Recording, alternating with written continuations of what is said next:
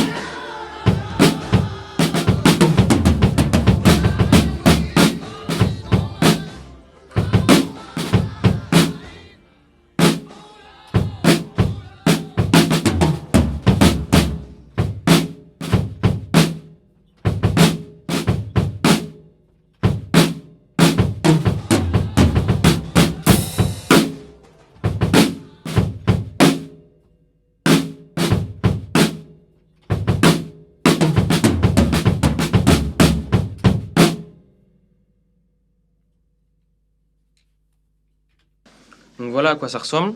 Donc on va le décortiquer pour voir comment le jouer le mieux possible. Donc déjà ce morceau il est basé sur quelque chose d'assez simple qui est la grosse caisse sur le premier et le troisième temps et la caisse claire sur le deuxième et quatrième. Donc si je vous le joue tout simplement ça fait ça.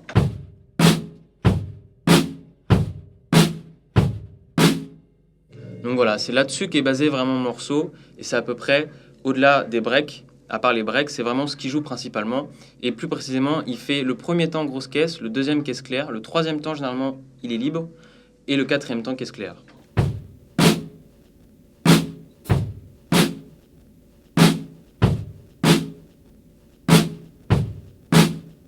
Donc le coup sur la caisse claire, si vous pouvez, faites-le avec un flat. C'est-à-dire un flat c'est quoi? C'est au lieu de donner un seul coup de caisse, on va venir avec la main gauche, venir en jouer un juste après. Il fait ce petit côté où on entend deux notes mais très très rapprochées, donc il faut bien que ça soit rapproché, il faut éviter de faire ça. C'est pas assez rapproché, vraiment bien collé.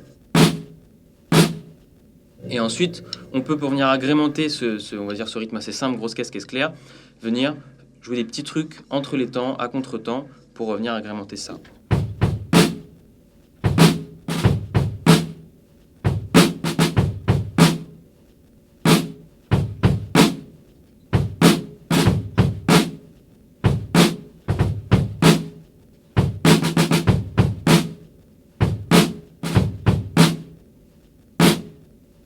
Donc ça, c'est pour le riff principal, grosse caisse claire. Et ensuite, il y a les breaks, donc assez caractéristiques de ce morceau. Donc tout d'abord, il y a le break du début, l'introduction de la batterie, l'intro de la batterie. Donc je vais vous le jouer, ça fait ça. Donc en fait, c'est 4 doubles, mais joué de manière assez spéciale. Donc le rythme 4 doubles, c'est vraiment ça.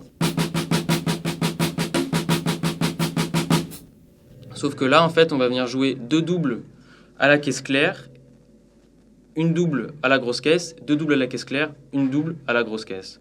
Donc en fait, on va alterner 2 coups de caisse claire, un coup de grosse caisse, 2 coups de caisse claire, un coup de grosse caisse, ce qui va donner ça en fait.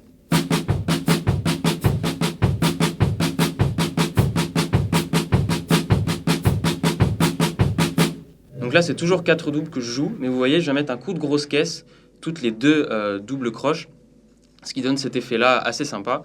Donc entraînez-vous bien à faire ça pour que ça soit assez fluide. Faut vraiment que ça soit comme si c'était 4 doubles. Je vais vous le faire plus lentement si vous voulez.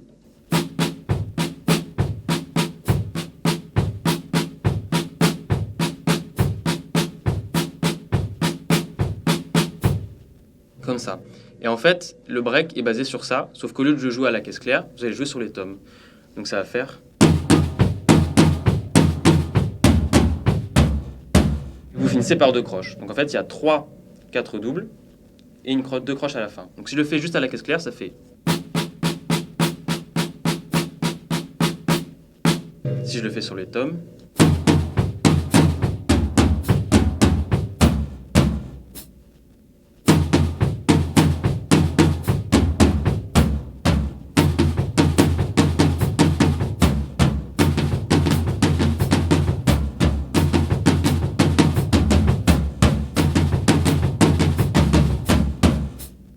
Donc ça, c'est pour le break de début. Ensuite, vous partez sur le rythme grosse caisse claire.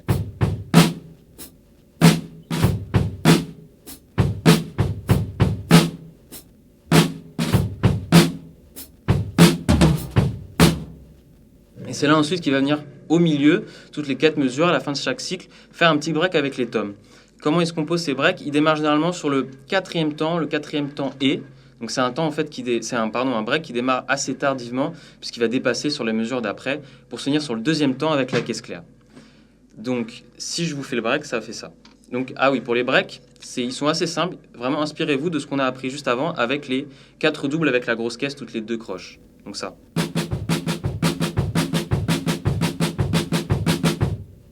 Pour les breaks, vous pouvez le faire là-dessus en fait.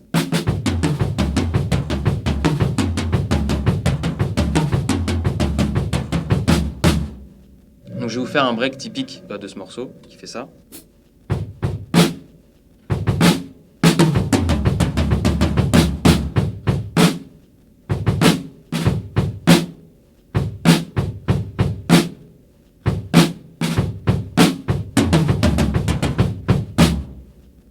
Donc en fait, le break, vous le démarrez vraiment sur le 4e temps et, c'est-à-dire que vous faites coup de grosse caisse claire, 3e temps libre, la caisse claire, et là vous démarrez le break. Et vous allez finir sur le 2e temps, donc c'est assez bizarre, donc c'est pour ça qu'il faut bien compter les temps pour savoir quand finir. Et donc, vous finissez sur le 2e temps et vous faites des croches à la caisse claire pour marquer la fin du break. C'est ce qui fait souvent dans le morceau, ça marche bien. Donc c'est-à-dire que vous faites...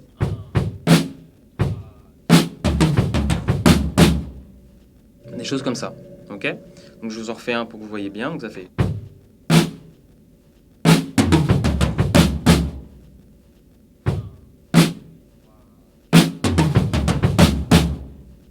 Donc voilà ce que ça donne.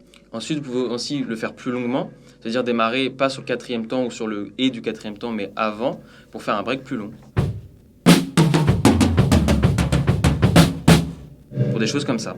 Et en fait, c'est vraiment tout ce qui fait l'essence des breaks de Phil Collins. C'est vraiment cette alternance entre 2 coups de tom, une grosse caisse, 2 coups de tom.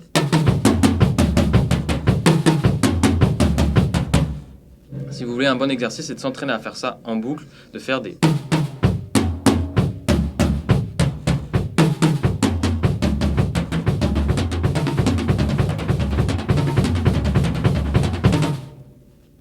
C'est vraiment ça qui marche hyper bien dans ce morceau.